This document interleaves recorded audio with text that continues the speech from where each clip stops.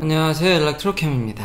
오늘도 미쳐 돌아가는 테슬라와 일론 머스크 이야기를 해볼까 합니다. 어제 그 도조 컴퓨터 프레젠테이션 조금 제가 얘기를 했었는데, 그쵸, 유출이라기보다는 핫칩이라는 댓글에도 남겨주셨지만, 이미 핫칩 이벤트에서 얘기한 거를 이제 프레젠테이션이 쉐어되었더라고요. 제가 조금 늦었습니다. 제가 지금 미국으로 돌아왔는데, 여기서도 시차는 적응하기가 쉽지 않더라고요. 그리고 좀 이런 슈퍼컴퓨터가 지금 어떻게 돌아가는지 좀 궁금해서 저도 한번 이렇게 찾아봤습니다. 현재 트렌드가 어떻게 되고 있는지. 그리고 이제 뉴스를 보면은 지금 테슬라도 여전히 도저를 준비하고 있지만 엔비디아의 GPU를 사가지고 더 확장하는 기사들도 나오고 있거든요. 최근 기사로. 그래서 현재 슈퍼컴퓨터 시장이 테슬라보다가 슈퍼컴퓨터 시장까지 보는, 그러니까 이게 정말 미쳐 돌아가는 시장 회사죠. 대단합니다.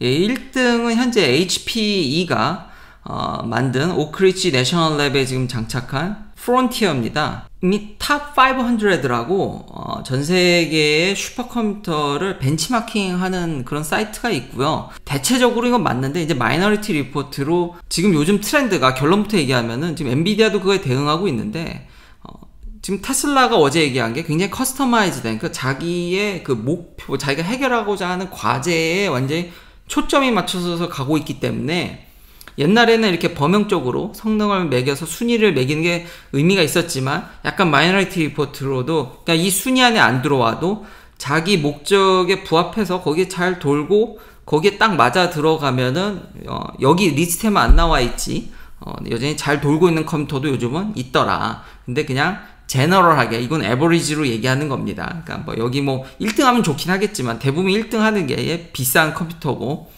그렇긴 하겠지만, 좀 세월이 지나도 요즘은 특수 목적으로 만들어진 슈퍼컴퓨터들은 그 목적으로 그냥 잘 좀 오래 쓸 수 있더라. 근데 여기 1등이 보면 오크리지 내셔널 랩에 있습니다. 미국 국책연구소 중 하나인데, DOE 산하. 핵무기 시뮬레이션에서 핵전쟁 시뮬레이션, 우리가 안 보는 사이에서 사이버 시큐리티라든지 워게임이라든지 이런 거에 엄청나게 슈퍼컴퓨터가 돌아가더라고요. 그래서 지금 보면은 오크리지 내셔널 랩이 1위랑 4위, 지금 IBM 서밋도 갖고 있고요. 1등, 4등을 내셔널 랩이 국가 안보나 이런 것들 때문에 갖고 있더라. 근데 꼭 대부분 고용도로 쓰긴 하는데, 오크리지 내셔널 랩은. 근데 이제 오픈을 좀 일부 리소스를 오픈해서 케미컬 시뮬레이션이라든지 과학적인 연구용으로도 어느 정도는 좀 할당해서 주는 것 같습니다. 근데 다른 슈퍼컴퓨터들은 그런 용도로도 쓰이고, 뭐 한국에서 알려진 바로는 뭐 이제 기상 예보하는 걸로도 쓰고요. 근데 아직 부정확하죠. 그러니까 변수가 그만큼 많다라는 겁니다. 원리는 되게 간단하거든요. 기상 예측 같은 경우도. 그러니까 기압이 높은 데서 낮은데, 그 기압 차로 인해서의 공기 흐름 하나로 날씨들이 이제 그런 수분이라든지 이런 덴시티가 바뀌고 이런 것들이, 그러니까 원리는 다 알거든요. 왜 우리가 날씨가 이렇게 변하는지. 그럼 그 기상청에 여러 그걸 측정하는 곳이 있지 않습니까? 그거를 시시각각 변수들이 바뀌는 것들을 계속 슈퍼컴퓨터에 넣어가지고 시뮬레이션 하는 겁니다. 그래서 예측을 하는 거고, 워게임도 비슷한 거죠. 전쟁에 대한 변수를 넣는다라든지. 근데 아직 부정확하다라는 거는 컴퓨테이션 파워가 부족한 겁니다. 왜냐하면 그 하나하나의 원리는 정확히 규명이 돼 있거든요.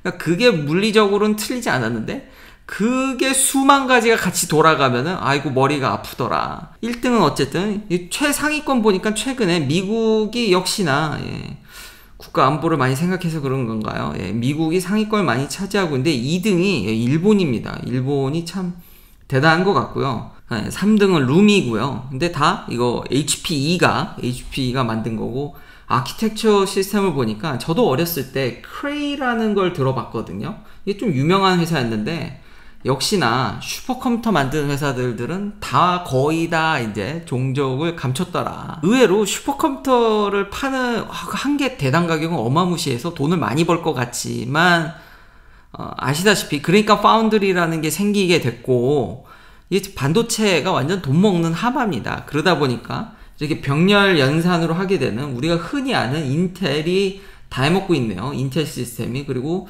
AMD 조금이랑 여전히 크레이가 명성이 좀 있죠. 그러니까 옛날에 이렇게 난립했지만 이 반도체 생산하기가 쉽지 않죠. 그러니까 대중화된 것들을 병렬로 엄청나게 연결을 해가지고 쓰는 게 현재 대세더라. 자, 보면 유닉스에서 리눅스로 시프트를 했고요. 국가별 보면은 윈도우는 사실상 거의 존재하진 않습니다. 맥도 거의 없고요. 조금 있다 없어졌네요. 요 끝에. 근데 이제 탑 500에 이건 위키피디아에서 갖고 왔는데 제가 한국에서 끊었습니다. 그래도 한국까진 봐야겠죠. 1등이 중국입니다. 173개. 아, 중국 대단합니다. 그러니까 돈으로 이건 사면 되니까. 2등이 미국이고요. 역시 슈퍼컴퓨터 강국답게. 그러니까 탑 10에는 미국이 많이 존재하긴 하는데 500개 안에는 중국과 하여튼 미국이 이 정도. 일본도 상당수 갖고 있고 한국이 7개로 좀 상위 국가들과는 좀 이게 미국, 중국과에 비하면 초강대 국가들이다 보니까 좀 차이가 있지만 뭐 그 외 국가들은 거기서 거기더라. 그리고 이제 엑셀레이터. 요즘 머신러닝이 또 중요하죠. AI를 트레이닝 하려니까 이게 다 엔비디아, 테슬라. 이게 테슬라 아닙니다. 그러니까 회사는 아닌데 엔비디아 모델명 중에 테슬라가 있습니다. V100라고 저도 이거를 알긴 아는데 일반 분들은 잘 모르실 겁니다. 이게 온리 저기 AI 트레이닝 하는데, 그러니까 엔비디아가 엑셀레이터에 차지하고 있다라는 점. 그러니까 요즘은 AI 트레이닝이 중요하다 보니까 다시 한번 엔비디아 입김이 얼마나 센지 여기 잘 알 수 있고요. 이게 HP는 휴렛 패커드 엔터프라이즈입니다. 레노버도 있고 여기 좀 알려져 있는. 그리고 OS는 리눅스가 아까 봤듯이 압도적이더라. 한 요 정도로 될 수 있을 것 같습니다. 근데 그 앞선 컴퓨터들은 약간 그래도 좀 범용성, 약간 여러 목적에 부합할 수 있게 비싸게 만들었지만 이제 다양한 일을 할 수 있으면 좋았는데 지금 엔비디아가 핫칩에서 지금 발표한 거 보면은 여기도 발표 자료가 다 이렇게 나와 있더라고요. 그래서 이런 학회가 있었구나. 나중에 기회가 된다라면 들어가서 듣는 것도 참 재밌겠다라는 영상이 없어서 이것도 설명이 없기 때문에 디테일한 거는 제가 좀 부족할 수 있는데 FPGA라든지 좀 커스터마이즈 되는 쪽으로 각각 회사들별로 원하는 목표가 뚜렷하고 거기에 맞춤형으로 엔비디아도 이제 가는 듯한. 근데 테슬라만큼은 아닌 것 같습니다. 테슬라는 정말 작정하고 딱 한 가지 그 목표에 모든 걸 지금 올인하면서 그걸 맞춰가고 있는데 아무래도 엔비디아는 고객사들이 많다 보니까. 근데 제가 이 발표 자료를 보니까 지금 큰 트렌드는 지금 커스터마이즈로 가고 있고, 그래서 성능을 더, 사실 이게 반도체 하드웨어가 지금 병목 형상이라서 이런 거긴 합니다.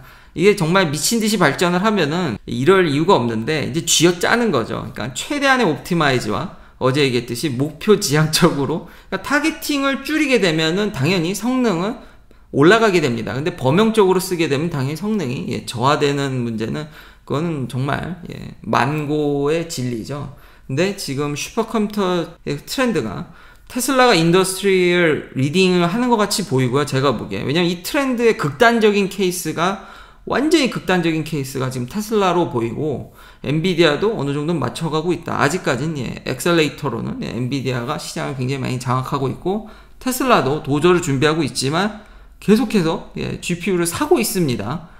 그 많은 데이터를 트레이닝 하려면 지금 우리는 컴퓨테이션 파워에 여전히 목마르다. 그러니까 일반 분들은 모르겠지만 빠른 컴퓨터 나와서 뭐에 쓰냐? 아직도 우리는 목마르다라는 걸 잊으시면 안 되고 오늘 주식은 분할을 했습니다. 그래서 $300가 좀 넘었다가 시작은 그냥 분할하면은 소폭 하락하는.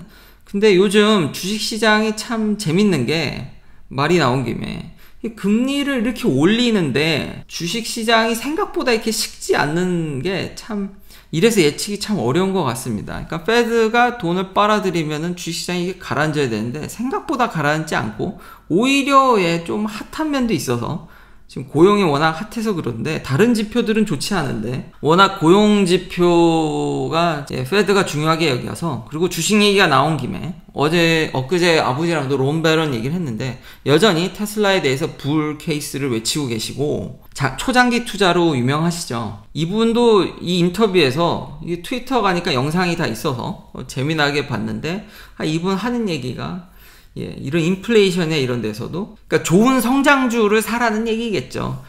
아무래도 대체적으로 성장주가 힘들지만 테슬라는 근데 고속으로 성장하기도 하지만 실적을 어마무시하게 내고 있는 회사이기도 하기 때문에 이런 회사들이 사실 잘만 고르면 인플레이션에서 오히려 해지도 되고 훨씬 더 좋은 성과를 낼 수 있는, 인플레이션이 세지면은 앉은 자리에서 돈을 그냥 까먹는 거기 때문에 테슬라가 좋은 선택이라고 이분은 얘기를 하고 있습니다. 주식시장은 앞서 얘기했듯이 이게 참 예측이 어려운 바라 아마 연초에 금리 올리면은 주식시장이 확 꺼질 거라고 얘기하셨던 분들, 많은 전문가들이 어떤 느낌일지 저는 궁금하긴 합니다. 그러니까 예측이 정말 어렵다라는 점, 이게 항상 리스크가 존재한다라는 걸 염두하셔야 된다는 점. 근데 제가 이거 가져온 이유는 테슬라가 앞으로 뭐 가장 큰 회사가 되는 거에는 전 더 빨리 되지 않을까, 뒤에 나오는 T-모바일 때문에. 테슬라는 아니고 스페이스X지만 일론 머스크가 CEO로 있기 때문에 어느 정도는 연관이 있기 때문에 재미난 게, 지금 테슬라가 앞으로 10년 안에 전 세계에서 최고 라지스트 컴퍼니가 되는 거를 이제 이분은 굉장히 믿고 있죠. 근데 여기 보면 It will be challenged by SpaceX라는 얘기가 나와서 제가 이걸 안 가져올 수가 없었습니다. 이거 웃기지 않습니까? 이거 두 회사가 지금 CEO가 한 명인데 이런 얘기가 나온다라는 게.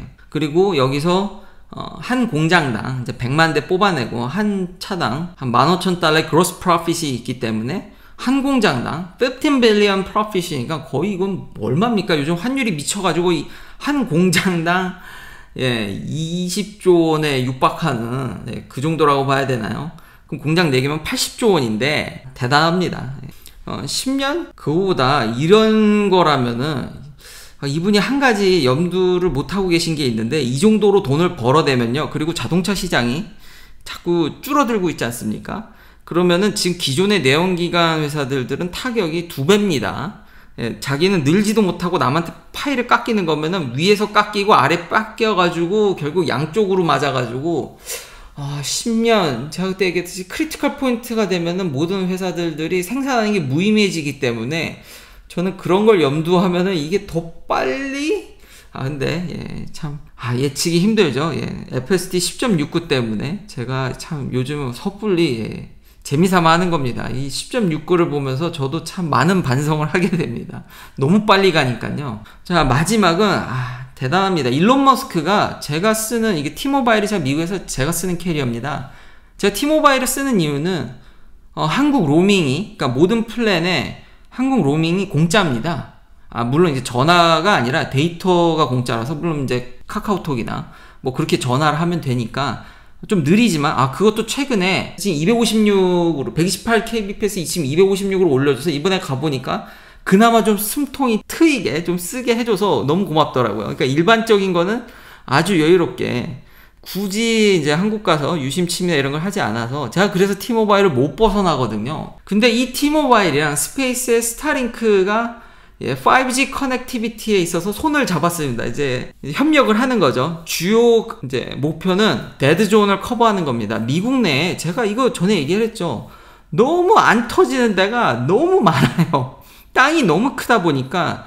그리고 회사 입장에서도 내셔널파크 같이 완전 사막 한가운데 사람이 별로 살지 않는데 이거를 기지국을 세우는 게 회사 자체로도 낭비다 보니까 미국 내에서는 인구 밀도가 떨어지는 데가 많고 거기서는 진짜 안 터집니다. 그런 곳을 스타링크로 커버하겠다라는 겁니다. 속도가 대략 2에서 4메가빗, 그러니까 바이트 아니죠, bit이죠. 그래서 원활히 하이 밴드위스 인터넷을 쓰기는 좀 어렵고요. 그치만 충분히 텍스팅이라든지 보이스콜 같은 경우, 그러니까 안 터지는 데가 많지만 이런 데는 충분히 터지게 하면서 나중에는 조금이나마 통신을 할 수 있게 해주지 않을까, 그런 기대를 조금 갖게 해주는.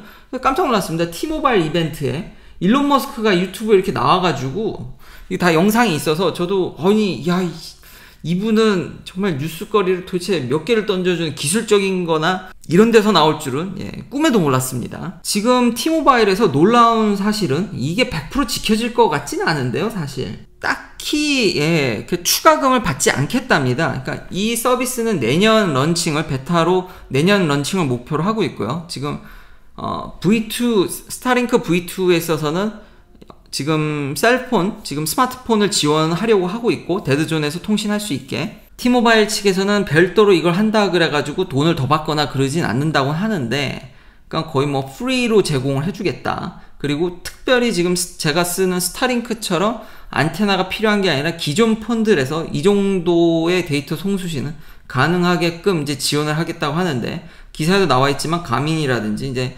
셀룰라잇을 통해서 그런 오지에서 통화하게끔 하는 서비스들이 있는데, 예, 가격이 예, 뭐 달 15달러에서 뭐 65달러까지, 이거는 예, 그러니까 경쟁사가 이제는 생기는 거죠. 그래서 참 여기서도 가격 혁신을 이룰 수 있지 않을까, 그런 부분도 참 재밌게 읽었고요. 원래 이런 루머가 돌았었죠. 이제 아이폰 13에 있어서 셀룰라잇 링크가 되냐 안 되냐, 그런 루머가 작년에 있었는데 그거를 일론 머스크가 더 빨리 하네요.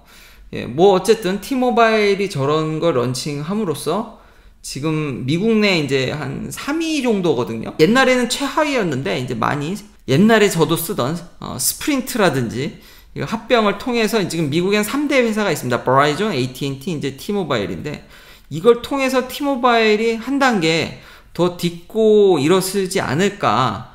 옛날에 AT&T가 애플과 손잡고 확 떴듯이 그런 게 좀 연상이 되기도 하고요. 원래 제 생각에는 이게 일론 머스크가 말은 맨날 그렇게 안 하는데 이거 혼자 다 해먹으려고 했는데, 지금 이 기사에도 나왔듯이 최근에 저도 이런 기사를 몇 번 얘기를 했었죠. 지금 여기가 완전 진흙탕 개싸움입니다. 이 버라이전이나 기존의 통신 사업자들이 지금 스페이스X에 스타링크 오는 걸 막으려고, 그리고 기존의 DC 네트워크 역시도 쟤 못하게 제발 좀 FCC에 로비하면서 나 죽는다, 서로 지금 밴드위스 갖고 이거 스펙트럼 재주면 나 죽네 막 하면서 엄청 여기가 개판 5분 전 싸움이거든요.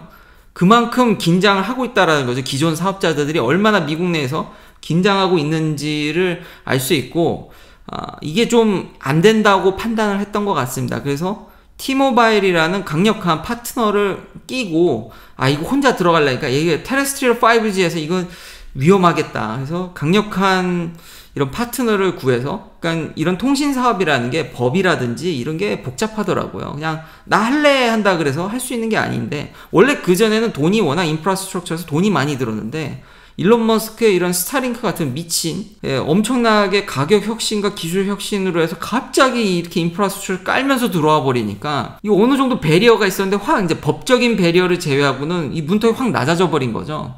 그렇지만 예, 기존 사업자들의 엄청난 반발로 아마 T-모바일을 사업 파트너로 확정하지 않았나라는 생각이 들면서, 이러면서 이제 스며들어 가겠죠, 점차. 그래서 이제 통신업계 어울리면서 그러면서 바를 넓혀가지 않을까. 근데 그러니까 양쪽 다 윈윈이라고 생각이 되어집니다. 생각보다 빨리 스타링크가 우리 기존 이런 통신 사업자들과 벌써 녹여 들어가지 않습니까? 벌써부터 우리 일상생활에 미국에 계신 분들은 이미 스타링크로, 예, 이제는 내셔널파크나 안 터지는 데 가서 그럼 제가 스타링크를 들고 근데 고속 인터넷을 쓰려면 예, 스타링크를 써야 되지만, 왠지 예, 이렇게 한 발 한 발 들어가다 보면 그것도 금방, 이 회사 너무 빨리 확장을 하다 보니까, 여튼 예, T-모바일을 제가 벗어나기는 쉽지 않을 것 같고요. 지금 스타링크가 기존 사업자들과 이렇게 발을 맞춰가면서 시장 확대하는 거를 이렇게 지켜보는, 또 계속 업데이트를 하도록 하겠습니다. 긴 영상 시청해주셔서 감사합니다. 내일도 테슬라 관련 이야기들로 찾아뵙겠습니다.